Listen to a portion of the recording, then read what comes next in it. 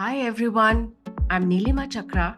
I coach professionals to increase their capacity and effectiveness, be visible, valued, and rewarded, and be the leaders they want to be. I welcome you to the third episode of the series, Leading with Purpose, where I invite Sandeep Kumar. I hope you enjoy it and it inspires you. Hi everyone. In today's episode of Leading with Purpose, I'm hosting Sandeep Kumar. Sandeep is the founder and CEO of Kytes, which was earlier Product Dossier.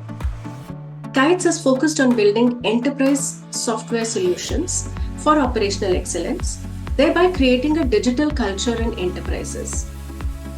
Kytes, a professional services automation software, is being used by several organizations like Quest Global, Tata Technologies, Quality Kiosk, Onward Technologies, and Volkswagen, to name just a few.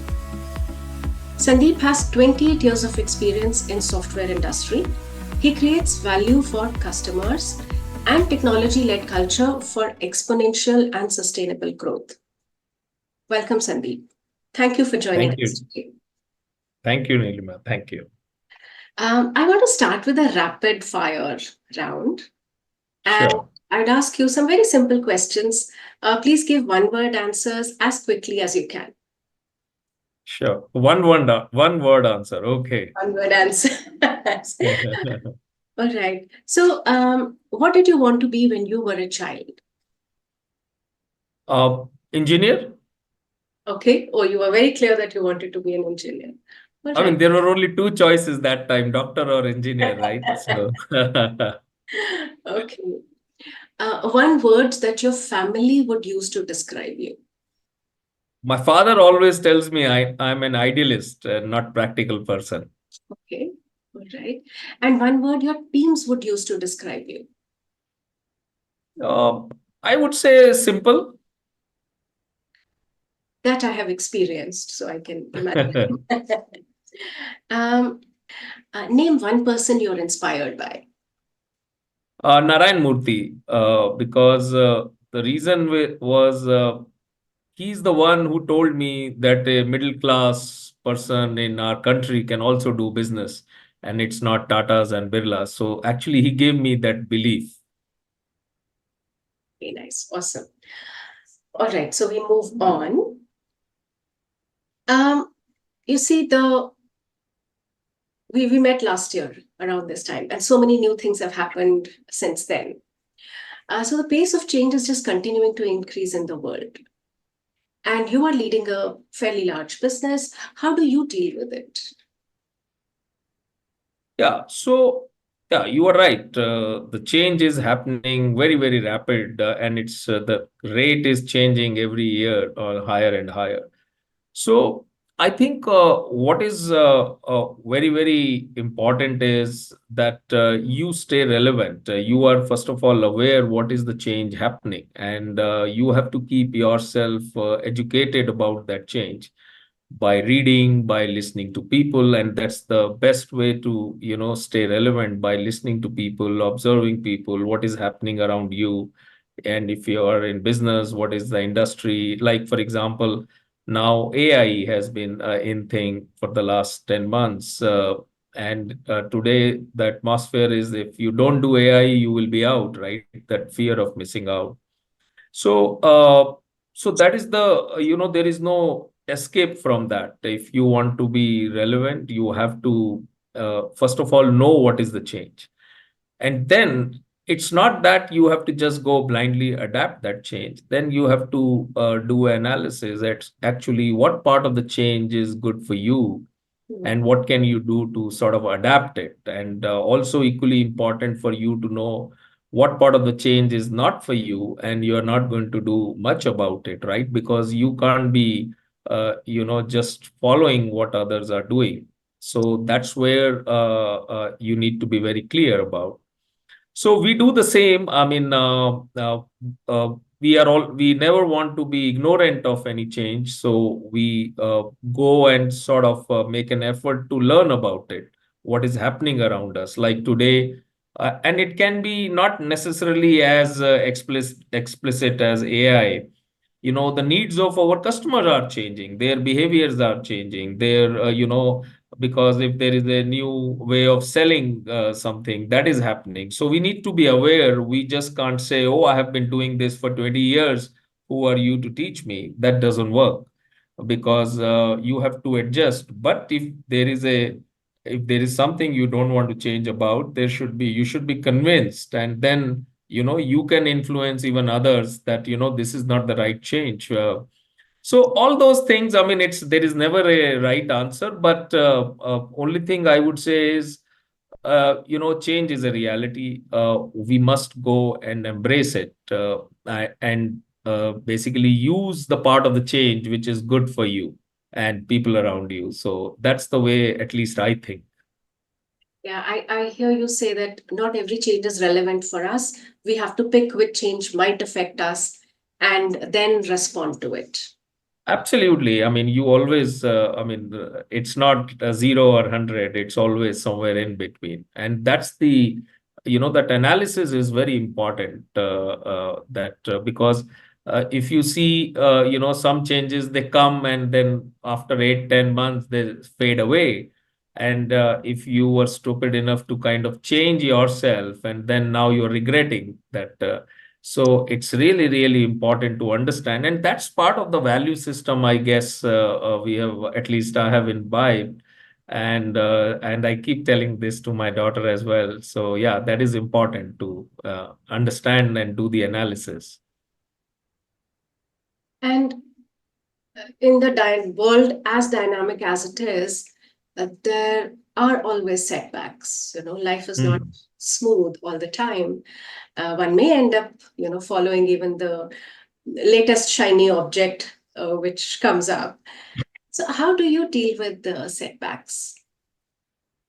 Yeah, so I have also evolved over time, and one thing which I'm learning is that these setbacks are part of life. First of all, I mean, that thinking has to internalize, like, I am also going to get setbacks, because sometimes when you are really doing well, you feel that nothing can stop you. So that's not reality.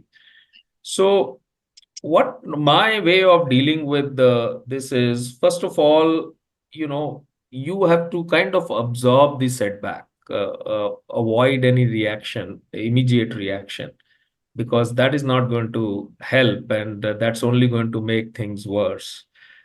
So absorb it, give yourself some time, that this is a because it doesn't happen on very first moment. That's only reaction. And then I go into more, scientific way, that what does it mean for us in terms of quantitative and qualitative. So, I mean, quantitative is easy to measure. If this happens, then if I talk just, I'm going to lose so much revenue. I'm just talking in terms of business terms. It could be any quantitative parameter. Yeah. If an employee leaves, then this is going to, so. And then there is a qualitative part of it, or what will it mean for, our rest of the initiatives and things like that. So you sort of do a assessment, and that gives you, obviously then there has to be a action item or a corrective action item, that what you need to do going from here, because you need to have a plan. So that is one piece I try to do. And the second thing is, in every setback there is a learning, right? So that is an important learning which we can often miss, because we are devastated by the setback. But actually, these setbacks, which is today looking like a setback, but maybe a few years or few months down the line, you would say, oh, that's a good thing happened to you. So you need to have that optimistic mindset also. So focus on the learnings, don't let it go waste. Uh, then just not, I mean, it's not just important to understand the learning, but what we are doing about those learnings. I mean, put them into action items, so that the probability of a similar setback kind of, it reduces significantly, almost to zero. I mean, the same kind of setback, another one will happen. You can't do that. Right. So that is this thing. Then another thing is, I would say is, don't take the setback just by yourself, right? You are always, either your family is around you, or in your office, your colleagues, your other team members are. So share the setback, have a communication. This will do two things to you. This will, first of all, reduces your personal stress, because now that you have shared it, so there are more. And it's also a great time to do team building, right? Because normally in hard times, people come together in a better way than in a good times. Because when you are doing good, not all people would be happy. But when you are, the chips are down, normally in our society, it is like this. So it's a good way to sort of do team building, and also people's perspective, people have ideas. And so these are, some of the things, and I personally have been through this. I mean, there are a couple of times we have had a setback, which was in real terms a setback. And the first immediate thought in my mind was, oh boy, why me? I mean, I didn't do anything to deserve this. But it happens, right? It is most of the times it's not about you, it's about the other person. They have their plans, and they are thinking in a very different way. So now, obviously, I'm telling you this, that you should do this, but I obviously, I also sort of immediate reaction was, oh God, why me? But slowly, I did exactly what I told you, sort of absorb it, and not react. And then slowly, as hours and days passed, my mind was getting clearer. And first thing I did is, okay, now quantitatively, how do I compensate for this? What are my other options? So I worked on that. That gave me a little bit of relief that, okay, if not this, then let's work this way. And that made and then, we said, okay, now there are other qualitative things which we need to take care, and all those things. And then the internal communication, what are the learnings? And so I think it's a good way. As I said today, uh, like I will give you example. Uh, I mean, this is not really such a setback, but still, the how the mind works, and how in a moment things can change. We recently rebranded ourselves to Kytes, and we were looking. Once we identified the name, we went for looking for the domain. Like, I didn't get the domain, like KITES. So we narrowed down on KYTES, because that was available. We had to pay money for that. But then, I was almost telling myself how unfortunate we are that we didn't get it. Nice name and all. But then, we came out with this thing that, we are choosing Kites with a Y, because there is no I in it. So it's only you. You means customer. So the whole thing you see in a moment. Now, even if somebody gives me Kites, I won't take it, because I have this is a better way to do things. So I mean, this is not example of setback, but how the same thing spin upside down. So That's a beautiful so story. I think that's the way to deal with the setbacks. Most people, see, we don't have any choice also. I mean, you feel happy or bad, setback is setback, but the way we can react to it can be very different. And also, I would also say, that don't be hard on yourself. If you have reacted negatively, or, in a reaction, that's okay. You are only human. So it's all part of life. I just saying, don't let go that moment wasted. Learn from it, and so that you are also able to guide other people how to take setbacks. Yeah, yeah. And I love the story, how to give the spin. You're choosing the Yeah. response. There may be initial Correct, correct. No, disappointment. it actually happened to us. It's a real story. And we are so happy now because, when we tell this, and we actually mean this. I mean, we have always been saying it's about customer, but now, and this thing is, it's not that somebody told us. It just, we were all sitting and we were trying to say, okay, what's our story to the world about kites? Until the last minute, everybody, and there were so many objections that, Google search won't find kites. They will only find KITES, wrong spelling. It's not a good practice.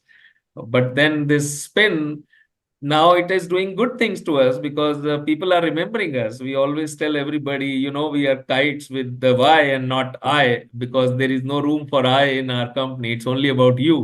You means external customer, internal customer, right? So people love this thinking, and that's the recall value, right? That's about brand. And you build it. Yeah, we basically, it's our original, so we are happy about it. We have not copied anything. Right. Wonderful. So, according to you, in today's times, what is the biggest leadership challenge, especially in your, in your kind of world, and how are you dealing with it? Um, yeah, I think the biggest challenge for any leader, in my opinion, is uh, the purpose. You can't sort of become a leader without any purpose and without any powerful purpose. Because, today people are looking at you uh, basically as an inspiration, right? And inspiration cannot be individual specific. People won't get inspired by me, me as an individual, as Sandeep. I mean, but people will get inspired by a purpose. If I can think of a purpose like what we are doing today. Our purpose is to make like, for example, every project more profitable for its stakeholders. I mean, imagine now in the world, if I'm able to achieve that, that's a big purpose, and that's what we are all working towards. Or our purpose is like adjacent purpose is to put India on the world map of enterprise software. So far, we have seen the likes of SAP or Microsoft, and can we think of putting India on the world map? And so that's the kind of thing people get inspired by. So I think the first thing in my mind, the leadership challenge is this purpose. People most of the time have routine kind of stuff to do, and then people inspiration is only function of time. So if you can have a purpose and if you can sustain it and if you can show to the people that we are inching towards our purpose by every passing hour or passing day, I think that's what people want. And then obviously the next challenge becomes to motivate people to work towards it. And also and that's, I think, a role of a leader, that how do you kind of align everybody to that purpose? Because once people get aligned and if they really see value in the purpose, then they give their 100% of it, right? And then the benefit of that is then they feel that they are achieving something at the end of each day, right? And then once they have this feeling that they are achieving something, and I think then that is magic. Then they go home, they are happy, they never go to the doctor. So our problem is that we are not thinking about that need of the person. We are always thinking about the pay, the salary, and but I feel the pay, the salary also, it's not sustainable. But if you can make that person feel that he or she is contributing, because everybody is giving a pay, that is not a big deal. I mean, little bit here there, that doesn't matter to people. So that's the I would say, find a purpose which is sustainable, which is extraordinary, and then align people to it, and then it's your job to sort of guide them. Basically, you enable the environment that they sort of keep excelling or doing more and more of which will take you near to the purpose. And slowly your job as a leader is, you know it should not be my purpose, it should be our purpose. So that transitioning, that's the role of a leadership. So you also seem to be Simon Sinek's, follower. Start here. Yeah, Right. I totally agree. Knowing the purpose and then aligning everyone else, and whoever aligns the best will probably be most inspired. correct, correct. Wonderful. You know that I coach mid-senior professionals, and we are always telling them, take charge of your career. You are the owners of your career. Uh, what would be your advice? What can mid-senior professionals do which equates to taking charge of the career? You as an individual, you have to decide what is important for them, and you will be most happy, and I guess one will be most happy when they have done some meaningful thing in their life, right? So when they have achieved that sense of achievement, it's not going to happen, if you keep hopping jobs and things like that. It's not going to happen. You may have your resume, your salary may increase 20% every time. Nothing worthwhile is achieved without putting in hard work, perseverance, and then only something happens. Because like if you are in a company for 1 year, 2 years, I mean, first 3, 4 months are honeymoon period, last 3, 4 months you are on an exit thing. So what will happen? Go look for something, first of all, what you enjoy doing, what comes to you naturally. Don't just go to it because you are getting paid or you found that. Most of the time that happens, that you find something and then you say, yeah, this is what I like. So, but that's not true. So go find something which really like, which is aligned to your skills, your temperament, your attitude, and then, be the best at that. That feeling of accomplishment, that will actually motivate you to do more. Whatever you are doing, feel good about it. Uh, you should have a sense of achievement every single day when you are going out of the office. No, I think that's a very good advice. A lot of times people don't know what they want. So, you're really coming from know what you want, seek it, and then be the best at it. And Yeah. that will give you meaning and sense of accomplishment. Right. This was wonderful, Sandeep ji. Thank you so much for your time and your insights. It was lovely talking to you. I hope that you will come again. Yeah, sure, Neelima ji. Anytime. I hope that you got some great insights from this conversation. I would love to know what particularly resonated with you. And also, what are the other questions that you have that we can help you answer? Thank you so much for joining in. And thank you, Sandeep ji, again. Thank you, Neelima ji. Thank you so much.